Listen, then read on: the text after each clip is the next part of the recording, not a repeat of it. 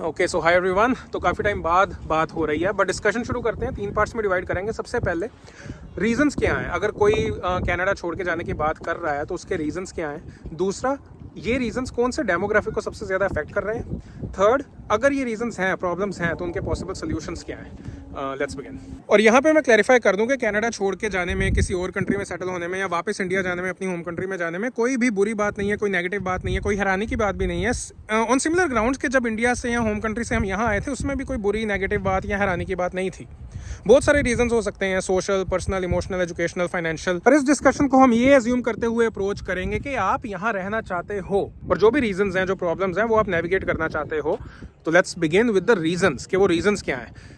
जो कि सबसे पहला, जो सबसे बड़ा रीजन मेरे दिमाग में आ रहा है, दैट इज अनअफोर्डेबिलिटी। पर देखो, अनअफोर्डेबिलिटी वाला रीजन भी काफी हद तक नेविगेट हो सकता है कि अगर आपकी इनकम बहुत ज्यादा है। That brings me to the second reason और प्रॉब्लम कि इनकम नहीं है इतनी। पहले तो जॉब बड़ी मुश्किल से मिलती है, लेकिन अगर मिलती भी है तो उसमें सैलरी ही इतनी नहीं होती या इनकम ही इतनी नहीं होती कि बड़े शहरों में एक्सपेंसेस, बेयर मिनिमम एक्सपेंसेस भी वेयर हो पाए। ऐसा I'm pretty sure कि आपको भी यही लग रहा होगा कि यही दो सबसे बड़े रीजंस हैं कि क्यों यहाँ जो इमिग्रेंट्स हैं, जो लोग यहाँ रह रहे हैं, वो यहाँ से कहीं और जाने की बातें कर रहे हैं।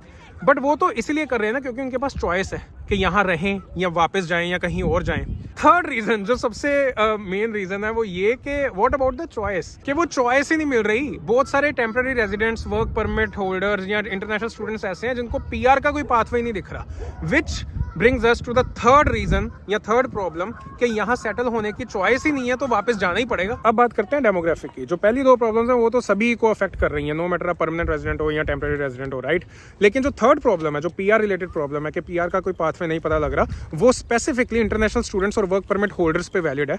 एंड आई कंप्लीटली अंडरस्टैंड कि अगर मैं भी इस वक्त स्टूडेंट होता या वर्क परमिट पे होता, मैं भी इक्वली फ्रस्ट्रेटेड होता, क्योंकि फ्रस्ट्रेशन वाली चीज है। गवर्नमेंट हर तीसरे दिन तो रूल्स चेंज कर रही है। कभी स्पेसिफिक कॉलेजेस को वर्क परमिट नहीं मिलना, कभी कहीं पे पीएनपी बंद हो गई है, कहीं पे पीआर के पॉइंट्स बहुत हाई हैं, etcetera etcetera, which makes everything extremely uncertain for most of the temporary residents including students. That being said, अब बात करते हैं सॉल्यूशंस की। कुछ सेट ऑफ रूल्स हैं जो इंप्लीमेंट हो सकते हैं to make the best out of it, to make the best out of the situation we are in. Start करते हैं टेम्पररी रेजिडेंट डेमोग्राफिक से, international students, work permit holders, basically जिनको PR चाहिए। तो अनफॉर्चुनेटली जैसे कि बहुत टाइम पहले था कि पीआर जो थी वो पॉइंट बेस्ड थी, ऑलमोस्ट पूरे कनाडा में सभी को ही पीआर मिलती थी। धीरे धीरे वो लोकेशन बेस्ड हो गया कि स्पेसिफिक प्रोविंसेस में पीआर मिलने लग गई, based on provincial nomination program. अब अनफॉर्चुनेटली वो प्रोफेशन बेस्ड हो चुका है, वो करियर बेस्ड हो चुका है कि अब ये मैटर नहीं करता कि आप किसी प्रोविंस में हो तो अगर आप नॉक बी सी डी कोई भी जॉब कर लो तो आपको पीएनपी मिल जाएगी। अब वहां पे भी बहुत हद तक स्पेसिफिक करियर, स्पेसिफिक प्रोफेशंस को ही पीएनपी दी जा रही है। ओंटारियो और बीसी में तो काफी टाइम से था, अल्बर्टा, मैनिटोबा, सस्कैचुआन और बहुत सारी प्रोविंसेस में या तो पॉइंट्स इतने हाई हो गए हैं या तो प्रोग्राम्स इतने लिमिटेड हो गए हैं कि अगर आप किसी स्पेसिफिक प्रोफेशन में हो जिसकी उस प्रोविंस में डिमांड है, आपको तभी चांसेस है कि पीएनपी मिलेगी। नाउ आई नो कि इसके बारे में बहुत डिटेल में डिस्कशन की जा सकती है, जो कि मैं करूंगा भी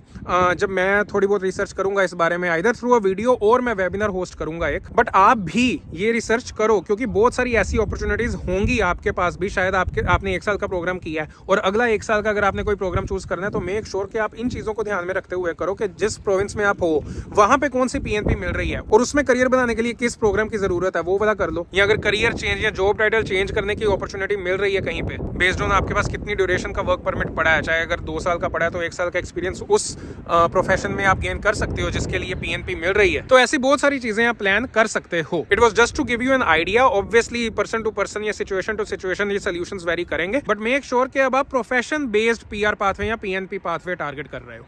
फिर जो अगला डेमोग्राफिक है, परमानेंट रेजिडेंट्स या basically everybody who is living in Canada, जिनको ये दो प्रॉब्लम्स तो आ ही रही हैं, अनअफोर्डेबिलिटी और लो इनकम। अब देखो, जो इनकम का सोल्यूशन है वो तो यही है कि आप हाई इनकम स्किल्स गेन करो या साइड हसल्स या बिजनेसेस वगैरह वगैरह। तो वो तो ऑब्वियस सोल्यूशन है, उसके बारे में मैं आपको क्या ही अलग बता दूंगा। बस ये है कि मेरे एक्सपीरियंस में जो मैं जैसे कोप अप कर रहा हूँ या मेरे जो इनकम सोर्सेज हैं उस पे I can plan to do another video. But आज की डिस्कशन के लिए जो एक अनअफोर्डेबिलिटी वाला जो इशू है ना, वो मेरे ख्याल से टारगेट किया जा सकता है बेस्ड ऑन योर चॉइसेस। और चॉइसेस से मेरा मतलब ये नहीं है कि मैं आपको कुछ ऐसा चूज करने के लिए बोल दूं कि नहीं जी, आप अगर फैमिली हो तो एक ही कमरा कहीं रेंट आउट करके रहो या कार मत लो, बसेस में जाओ इधर उधर। वो तो देखो फिजिबल ही नहीं है ना।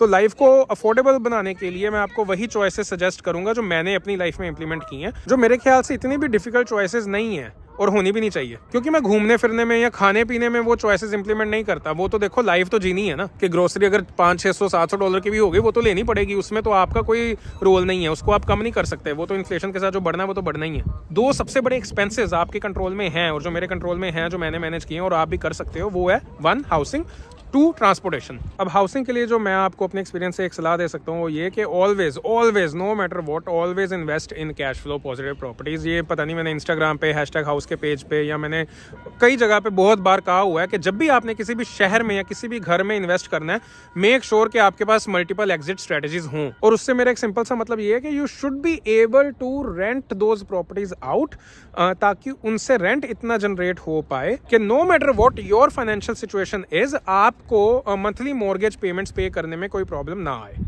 आइडियल केस सिनेरियो में उन प्रॉपर्टी से इतना कैश फ्लो जनरेट हो जाना चाहिए कि मोस्ट प्रोबेबली आपका कहीं पे रेंट या considerable part of your rent पे हो पाए। और ये चीज़ें तभी पॉसिबल हैं जब आप नंबर्स या मैथमेटिक्स के बेस पे डिसीजन ले रहे हो कि आपकी कौन सा घर आपको लेना है या कौन सी प्रॉपर्टी लेनी है, और प्रॉपर्टी कैसी लेनी चाहिए, उसमें यूनिट्स कितने हैं, कमरे कितने हैं, कितनी पुरानी है, रेंट आउट किसको करना है, स्टूडेंट्स को, वर्किंग प्रोफेशनल्स को या फैमिलीज को। ये बहुत एक्सटेंड तक डिपेंड करता है आप कौन से शहर में कौन से एरिया में घर ले रहे हो वगैरह वगैरह। तो ये सारी चीज़ें ध्यान में रखते हुए जब आप अपना हाउसिंग वाला डिसीजन लोगे तो I think that can benefit you in the long term. By chance अगर आप अपना घर नहीं ले रहे और उस केस में अगर आप हाउसिंग कॉस्ट को कम करना चाह रहे हो और रेंट पे रहना चाह रहे हो तो यहाँ पे थोड़े आपको कॉम्प्रोमाइजेस करने पड़ेंगे। अपार्टमेंट में ना रह के आप बेसमेंट में रह लो। मुझे नहीं पता इतने मुश्किल क्यों है ये डिसीजन या कॉम्प्रोमाइजेस लेने, और टेक्निकली ये कॉम्प्रोमाइजेस भी नहीं है, ये तो सिचुएशन, ये तो चॉइस है ना कि अगर आप पैसे बचाना चाहते हो, अगर आपको अनअफोर्डेबिलिटी इशू लग रहा है तो टू मेक थिंग्स अफोर्डेबल आपको ये चीजें यही चीजें करनी पड़ेंगी। सिमिलरली विद ट्रांसपोर्टेशन, ना लो अभी कोई BMW, मर्सिडीज, रैंगलर, या मैं, मेरे को 6 साल हो गए, मैंने तो अभी कोई कार नहीं ली। मेरी एक कार है, उसका भी अभी एक्सीडेंट हो गया, वो भी वहाँ रिपेयर होने गई हुई है। नॉट एट फॉल्ट, मेरा कोई रोल नहीं था उसमें, नॉट एट फॉल्ट एक्सीडेंट है। वो भी मैंने पता नहीं 1,30,000 चली हुई थी किलोमीटर, तब ली थी। अब 180 चली है, रिपेयर कराई जा रहा हूँ, चलाई जा रहा हूँ जब तक चल रही है। और अगर ये कॉम्प्रोमाइज करने में भी आपको लग रहा है कि चीज़ें फिर भी अनअफोर्डेबल हैं, फिर तो देखो आपको मूव ही करना पड़ेगा। ब्रैम्पटन में रह के आप एक्सपेक्ट करोगे कि आपकी इंश्योरेंस $150 हो कार की, या आपको रेंट पे पूरी बेसमेंट या अपार्टमेंट कहीं पे $1,000 का मिल जाए, वो तो देखो नहीं ना पॉसिबल अब चीज़ें। ये मैंने पहले भी शायद एक वीडियो में कहा था कि अगर आप किन्हीं रीजंस की वजह से इस कंट्री में आए हो तो फिर से किन्हीं रीजंस की वजह से आप दूसरी प्रोविंस में भी तो जा सकते हो। अब अगर आपकी चॉइस ही है कि टोरंटो डाउनटाउन में ही रहना है, CN टावर के व्यू वाले अपार्टमेंट में रहना है, और आप कंप्लेन कर रहे हो कि चीज़ें अफोर्डेबल नहीं है, तो that doesn't make any sense. जो आपका करियर पाथवे है उसमें जितनी सैलरीज आप एक्सपेक्ट कर सकते हो उसी बेस पे लोकेशन या शहर चूज करो ना। अगर आप सॉफ्टवेयर इंजीनियर हो बहुत हाई प्रोफाइल के, या किसी कंपनी के एग्जीक्यूटिव हो, $2.5-3 लाख आपकी सैलरी है, ठीक है, फिर जहां मर्जी रहो, फिर तो शायद आप इस वीडियो पे क्लिक भी नहीं करोगे। बट अगर आपको पता है कि आपकी जॉब प्रोफाइल या करियर पाथवे ऐसा है जहां पे आपको $50,000-$60,000-$70,000 इतना पैकेज ही लग सकता है एनुअली बेस्ड ऑन जिस करियर स्टेज पे आप अभी हो, तो फिर देखो आपको उसी हिसाब से कुछ डिसीजंस लेने पड़ेंगे, including the kind of accommodation you have, the kind of car you have, the kind of city you live in. और अगर ये चीजें अनबेरेबल है आपके लिए, आप उसी चीज के लिए कनाडा आए थे कि आप ऐश ही करो, आप यहाँ लग्जरी गाड़ियां चलाओ, अच्छे घरों में रहो, तो देखो अगर बेयर करना ही है तो सिटीजनशिप तक कर लो, पासपोर्ट अप्लाई कर लो, 2-3 साल रह लो PR पे। एक बार जब आप सिटीजन बन गए फिर आपके पास और चॉइसेस हैं, आप US जा सकते हो, आप दुबई जा सकते हो, आप इंडिया वापस जा सकते हो, आपको यहाँ रेजिडेंसी मेंटेन करने की भी आपको जरूरत नहीं पड़ेगी। तो if you were trying to find a reason कि आप कनाडा छोड़ के जाना चाहते हो and you are trying to find a reason to stay, then that reason is citizenship, Canadian passport. वो कर लो फिर चले जाना, बस that's it and I hope it helps.